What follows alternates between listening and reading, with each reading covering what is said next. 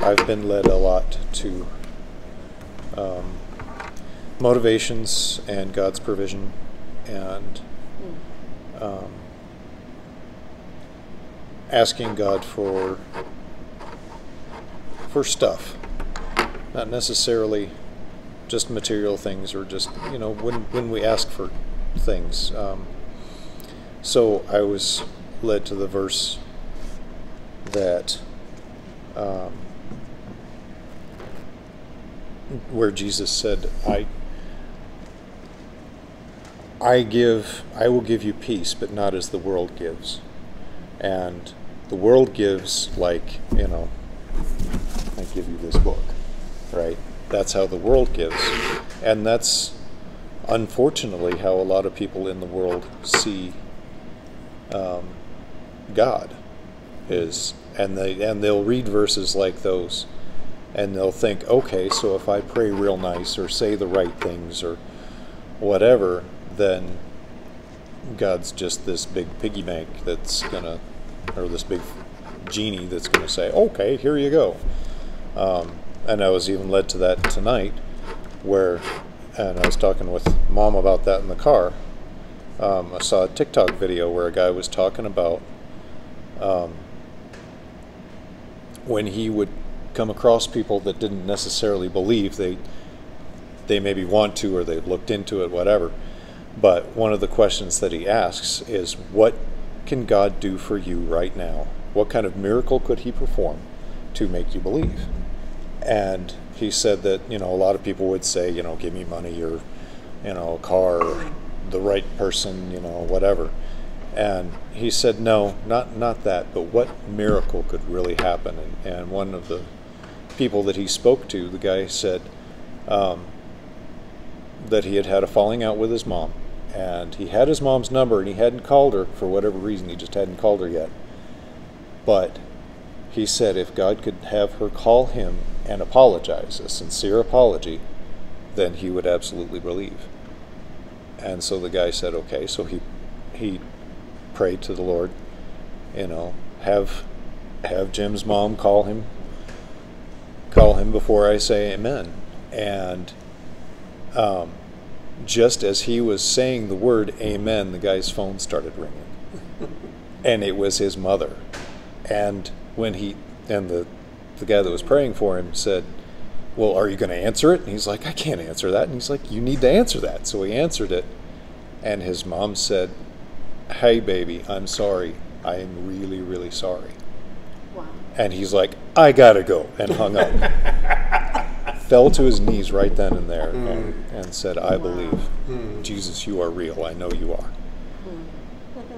So that's, to me, God's real and true provision is he gives us all gifts. People ask for riches and fame and things like that. We all have gifts. We all have the ability to gain whatever we want in this world. We just have to set our minds to it.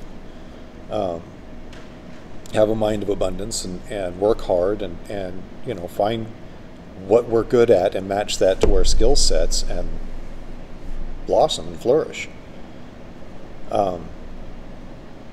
But as far as spiritual gifts and the gifts that God will give us later on are things like wisdom and love and a sense of purpose and worth, or things like this guy's mother calling it, reconciliation, relationships, spiritual gifts. And we ask with the motivations of want. The two children want and want, and they're never satisfied.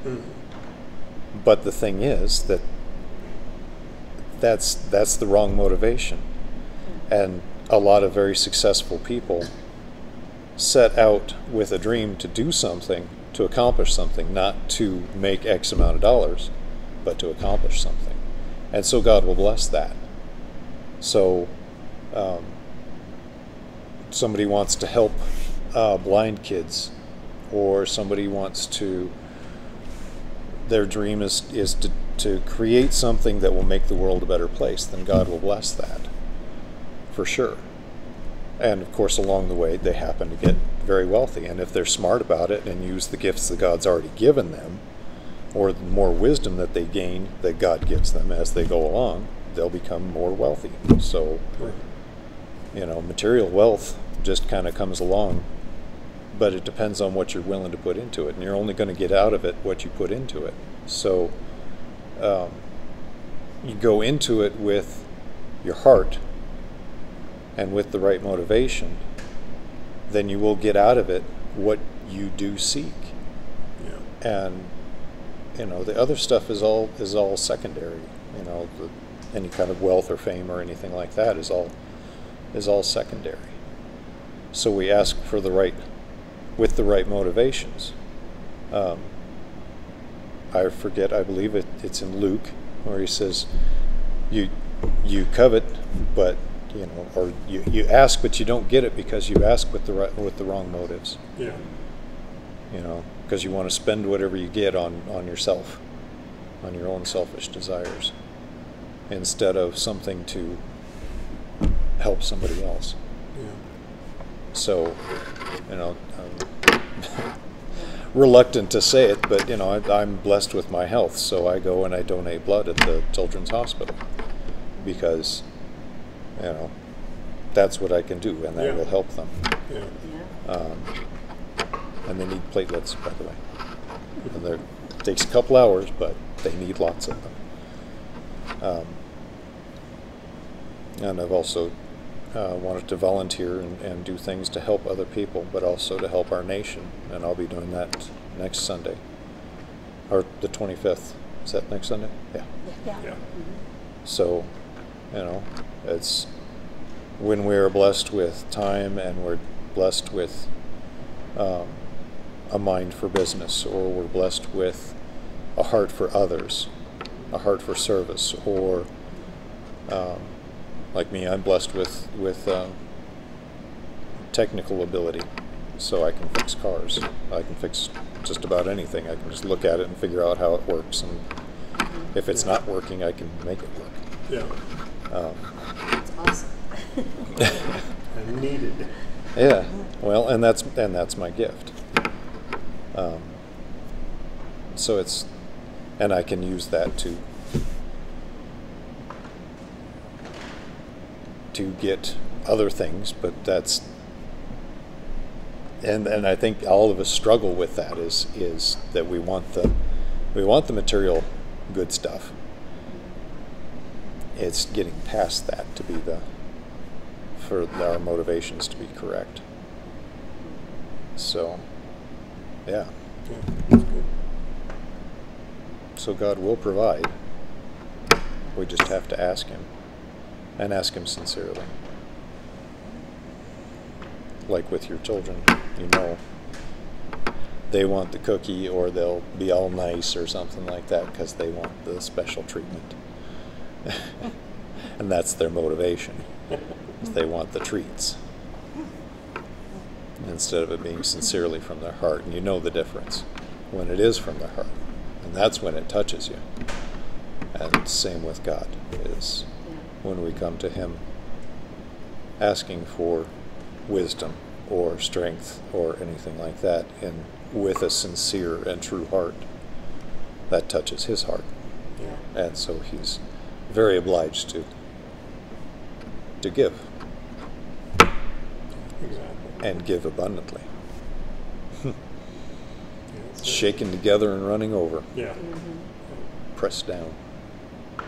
Yeah. Yeah. And then the rest of the stuff's just icing on the cake. Yes. Absolutely. Yeah, that's good. And I had other stuff too that touched my heart this week in listening to reading through the Bible, and the when the Israelites were out in the wilderness and they said, "Oh, if we had meat to eat." God said, "Oh, really? You want some meat? Here you go. You'll have enough to come out your nose." Kind of ticked him off a little bit. And Moses and Aaron bowed down and said, "No, stop." Yeah. No more meat. And God, don't burn them all up. Don't kill them all. Because of course, sometimes we were a little upset with our children. Yes. So, Yeah, that's true. yeah, and the Israelites were asking with the wrong motives. They were greedy and they wanted the treats. They wanted the special stuff. They weren't patient enough to stay with what they had, with what God had already provided for them. Because when it was all said and done, He'd gotten them where they wanted to be, it was going to be awesome. And when they did get to the land of milk and honey, it was awesome. There were big pieces of fruit, and there was, it was beautiful land and fertile and all that other neat stuff. But then the other, for whatever reason, when they saw the people that lived there, they're like, "Oh wow, they're big and strong, and how can we ever beat them?" And it's like, who is your God? Why do you not trust God? God said He will do this for you. He will give you this. He will provide. But we have to put in the effort to earn it. Not necessarily earn it, but you have to go get it. He's made it available, but you have to go get it. He's going to be with you. So it doesn't matter who your adversary is. That's right. God is on your side. Yeah. Who's going to beat God? Right. Right. So we trust in Him and we step forward in That's faith. right. Even when we can't necessarily see where our foot's going to fall, we just trust that God's going to put it in the right spot. That's right. Trust your training. Trust your training and train like you fight. That was from the Army. So, yeah, I guess that's what I've got. Yeah, that's good. That's good. That's really good. Anybody else have thoughts? I was thinking about that with the Israelites because, you're right, Brian. Like they had actually been delivered from years of bondage from the Egyptians by waters rolling back from Right. And then, there were people who try to say, well, the water probably wasn't that deep. The water probably didn't roll back. And so they said there was some old preacher that he was preaching, and they were like, the water wasn't that deep. It was knee-high. They were able to get through it. And he said, well, then it's even more of a miracle because when the Egyptians tried to come through after them, they all drowned. God drowned them all. So 3 feet either of water. way, it was a miracle. God did so many huge things for them.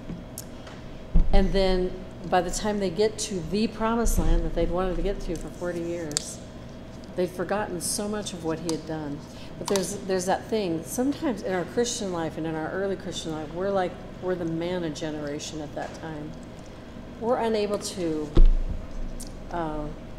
believe in faith and trust God yet. He feeds us. He just keeps feeding us.